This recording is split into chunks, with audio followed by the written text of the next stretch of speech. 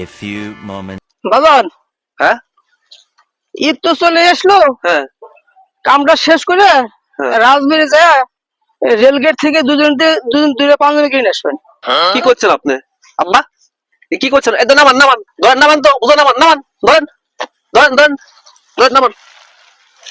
কি করছেন কোন তো আপনি? আবার কোন তো কি করলেন?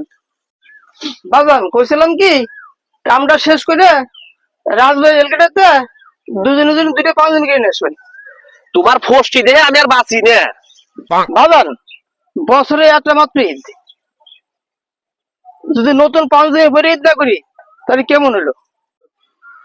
তুমি কি ভুলিয়ে গেছো ওই 2015 সালে রাজবাড়ী রেলগেট থেকে ভ্যানের পাটে দুটো পাঞ্জাবি কিনছিলাম, সে পাঞ্জাবিটা এখনো চকচক করতেছে। ও, আমি তো ভুলেই গেছিলাম। তাহলে তোর জন্য আমি একটা পাঁচজন কিনবো। তোমার ফষ্টির কথা শুনে আমি আর বাঁচি নে। তোমার কি তার প্রতি কোনো মায়া নাই? ও বুদ্ধি আমার করা আছে। কি বুদ্ধি রে বাজান?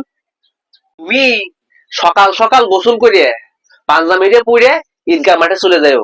আর আমার ওই তাইজেল কাকার সাথে কথা হয়েছে, তাইজেল কাকা তার পাঞ্জাবিটা আমার দিবে চাইছে। তোর তাজুল কাকা নামাজ যাবে না?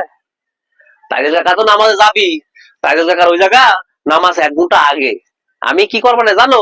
ওই আগেই ওই তাইজেল কাকার ঈদগাহ মাঠের কাছে যা বসে থাক, মানে তাইজেল কাকার নামাজ পড়ে শেষ হওয়ার সাথে সাথে আমি ধপ করিয়ে পাঞ্জাবিটি পরে দৌড় দে আমাকে দেশে জামাতটা ধরবানে। ওরে বাবা, তোর মাথায় কি এত বুদ্ধি? চল চল চল ধরো ধরো ধরো ধরো ধরো ধরো ধরো ধরো ধরো। চল।